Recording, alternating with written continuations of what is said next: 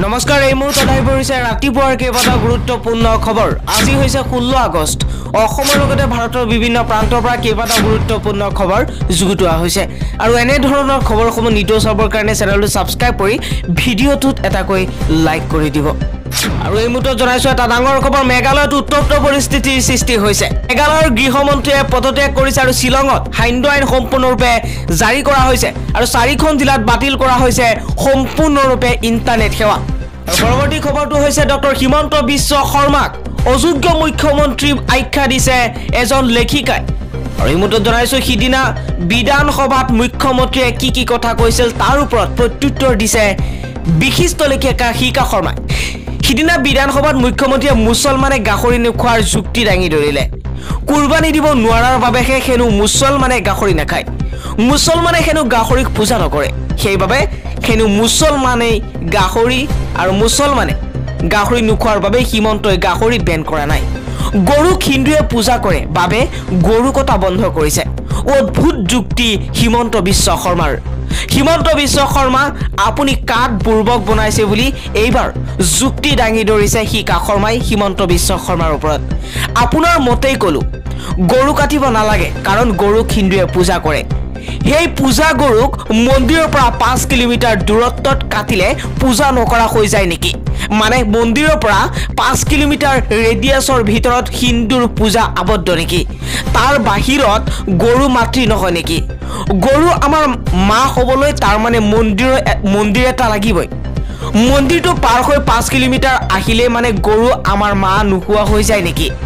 5 kilometre পাৰ হৈ তহতে কাট কি কৰ কৰি থাক ন। এনেধৰণে যুক্তি দাঙি ধৰাৰ পাছত ডক্টৰ হিমন্ত বিশ্ব শৰ্মাই কি বুজাব বিচাৰিছে যে বৰ্তমান সময়ত হিমন্ত বিশ্ব শৰ্মাই পগলা যুক্তি কিছুমান আমাৰ অসমৰ ৰাইজক দিব বিচাৰিছে। লগতে লেখিকা শিকা শৰ্মাই কৈছে হিমন্ত বিশ্ব শৰ্মা আপুনি বৰ স্বাৰ্থপৰ মানুহ। হিন্দুৱে গৰুক পূজা কৰে বুলিয়েই মুছলমানেও গৰু কটা বন্ধ কৰিব লাগিব নেকি? হিন্দুৱেহে গৰুৰ পূজা কৰে, মুছলমানেতো নকৰে। পূজা নকৰা মানুহবোৰক জোৰ জবস্তি হিন্দু কৰাৰ লক্ষ্য লৈছে নেকি আপুনি? এখন ধৰ্ম নিৰপেক্ষ ৰাষ্ট্ৰত এটা ধৰ্মৰ মানুহে গৰুক পূজা কৰিলে বুলিয়েই আন এটা ধৰ্মৰ মানুহেও নীৰৱে সেই পূজা মানি গৰু কটা বন্ধ কৰিব লাগিব নেকি? যদি হিন্দুৱে গৰুক পূজা কৰাৰ বাবেই আপুনি গৰু কটাত বাধা নিষেধ কৰিছে তেন্তে আপোনাৰ পাৰ্মিশ্যন লৈ সেই একেই গৰুক পূজা কৰা গৰুক কেনেকৈ কাটিব? এটা অযুক্তিপূৰ্ণ কথা কিয় ডক্টৰ হিমন্ত বিশ্ব শৰ্মাই অসমৰ ৰাইজক দিব বিচাৰিছে? লগতে হিমন্ত বিশ্ব শৰ্মা আপুনি কৈছে গাহৰিক মুছলমানে পূজা নকৰে আৰু কুৰবানী নিদিয়ে বাবেই আপুনি গাহৰি বেন কৰা নাই। পূজাটো মুছলমানে কাকোৱে নকৰে। কুৰবানী মানে পূজা নেকি? কুৰবানী মানে ত্যাগহে।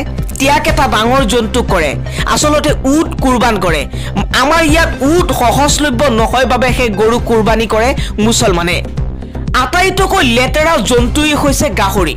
আমি গাহৰি ঘিণ কৰোঁ, আমি গাহৰি নাখাওঁ, কিন্তু এই ঘিণ লগা জন্তুটো বাটে পথে কাটি বেছি থাকিলেও আমি একো নকওঁ কাৰণ আমি বেয়া পালেও গাহৰি আন বস্তুত আমি বেয়া পালেও গাহৰি আন বহুত মানুহে নাখায়। গতিকে আনৰ খাদ্যত মন্তব্য দিয়াটো ভদ্ৰ মানুহৰ কাম নহয়, সেইবাবেই আমি বিৰোধ নকৰোঁ। কিন্তু আপোনাৰ উৎপাতে আমাৰ মুখ খোলাই গৰু গাহৰি তুলনা কৰিবলৈ বাধ্য কৰাইছে মুখ্যমন্ত্ৰী মহোদয়। বহুত হৈছে গৰু আৰু গাহৰিক লৈ। হিমন্ত বিশ্ব শৰ্মাই বহুত অন্যায় কৰিছে। শিকা শৰ্মাই কৈছে মই মুছলমান সমাজক আহ্বান জনাইছো এই অন্যায়ৰ বিৰুদ্ধে আইনৰ কাষ চাপক। অনৈক্যৰ মাজত ঐক্যৰ দেশ ভাৰতত এই অসাংবিধানিক নিয়ম প্ৰযোজ্য হ'বলৈ দিব নোৱাৰিব। ইয়াৰ সংবিধানক অপমান কৰা বুজাইছে। নাগৰিকৰ মৌলিক অধিকাৰ খৰ্ব কৰা হৈছে। সংবিধান ৰক্ষা কৰোঁতে সকলো নাগৰিকৰ দায়িত্ব। বৰ্তমান সময়ত সংবিধান ৰক্ষা কৰাটো প্ৰত্যেকজন মানুহৰ দায়িত্ব। আৰু সাম্প্ৰদায়িকতা ৰোধৰ নাম মুখত লৈ হিমন্ত বিশ্ব শৰ্মাই দিনে দিনে সাম্প্ৰদায়িকতাৰ বতাহ বৰ্তমান সময়ত বিলাই আছে। তেওঁ মুছলমানক মন্দিৰ বনাবলৈ কৈছে।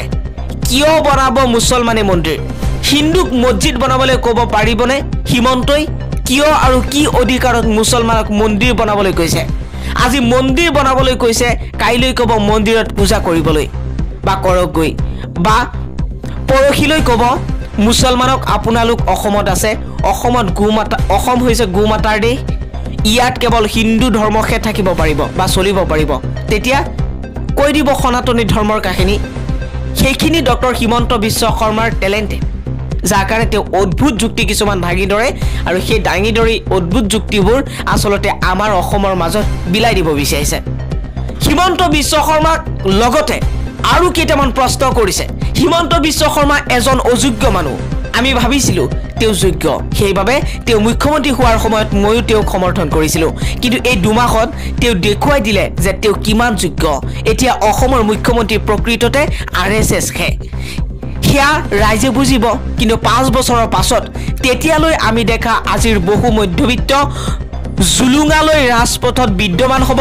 সময় সমাগত হৈ পৰিছে ডক্টৰ হিমন্ত বিশ্ব শৰ্মা হৈছে সৰ্বকালৰ ভয়ংকৰ মুখ্যমন্ত্ৰী গো সুৰক্ষা বিধেয়কৰ বিৰুদ্ধে বহু বিস্ফোৰক মন্তব্য কৰিছে বিধায়ক অখিল গগৈয়ে এই মুহূৰ্তত জনাইছো এই ডাঙৰ খবৰটো এটা বিস্ফোৰক মন্তব্য কৰিছে অখিল গগৈয়ে হিমন্ত বিশ্ব শৰ্মাৰ লগতে অসমত দুদিন পূৰ্বে গৃহীত কৰা গৰু সুৰক্ষা বিধেয়কক লৈ আৰু লগতে অখিল গগৈয়ে কৈছে যে যিখন বিধেয়ক গৃহীত কৰা হৈছে এই বিধেয়ক গৃহীত কৰাৰ লগে লগে সংখ্যালঘু লোকসকলক বেয়াকৈ মনোকষ্ট দিয়া হৈছে বাবুৰি মছজিদ ধ্বংসৰ ঘটনা যিমান ভয়ংকৰ আছিল তাতকৈও এই বিধেয়ক আৰু ভয়ংকৰ বুলি উল্লেখ কৰিছে বিধায়ক অখিল গগৈয়ে সমগ্ৰ অসমবাসীৰ ওচৰত ক্ষমা বিচাৰিছে গো সুৰক্ষা বিধেয়কৰ বিৰুদ্ধে সৰব হৈ পৰিছে শিৱসাগৰৰ বিধায়ক অখিল গগৈ আৰু বিধেয়কখন আইনত পৰিণত কৰাত বাধা দিব নোৱাৰাৰ বাবে অসমবাসীৰ ওচৰত এবাৰ ক্ষমা ভিক্ষা বিচাৰিছে অখিল গগৈয়ে লগতে কৈছে খ্ৰীষ্টান ধৰ্মৰ লোক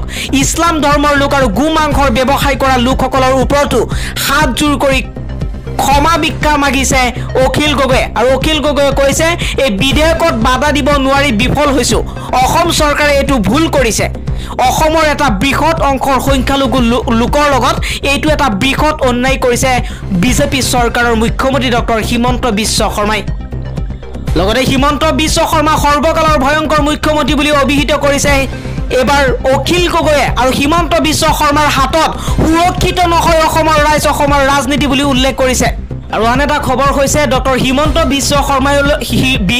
বিশ্ব শৰ্মালৈ এবাৰ বিশিষ্ট লেখিকা শিকা শৰ্মাই কেইবাটাও প্ৰশ্ন উত্থাপন কৰিছে কাৰণ বৰ্তমান সময়ত অসমত যথেষ্ট সংখ্যক নিবনুৱা সমস্যাই দেখা দিছে ডক্টৰ হিমন্ত বিশ্ব শৰ্মালৈ কেইবাটাও প্ৰশ্ন উত্থাপন কৰিছে তাৰ ভিতৰত 1 নম্বৰ প্ৰশ্নটো হৈছে চৰকাৰী বিদ্যালয়বোৰৰ আন্তঃগাঁথনি উন্নত কৰি ভাল পৰিৱেশ সৃষ্টি কৰিব লাগে যাতে মধ্যবিত্তই প্ৰাইভেট স্কুলৰ ফিজ নিদিয়াকৈ উন্নত তথা বিনামূলীয়া চাকৰি শিক্ষা লাভ কৰিব পাৰে 2 নম্বৰ স্কুলত সংগীত খেল যোগ কম্পিউটাৰ ৰন্ধন হাউচ কিপিং আদিৰ শিক্ষা ব্যৱস্থা কৰিব লাগে বুলি ডক্টৰ হিমন্ত বিশ্ব শৰ্মাক এবাৰ আহ্বান জনাইছে 3 নম্বৰত কোৱা হৈছে বিভিন্ন ইন্টাৰভিউত ইতিমধ্যে বাছনি হৈ থকা এমটেট এফটি টেট আৰু আন প্ৰাৰ্থীসকলক অতি সোনকালে নিযুক্তি প্ৰদান কৰিব লাগে অসম চৰকাৰে 4 নম্বৰ পইণ্টত কোৱা হৈছে যে নতুন ইন্টাৰভিউ পতাৰ আগতে ইতিমধ্যে বাছনি কৰি থোৱাখিনিক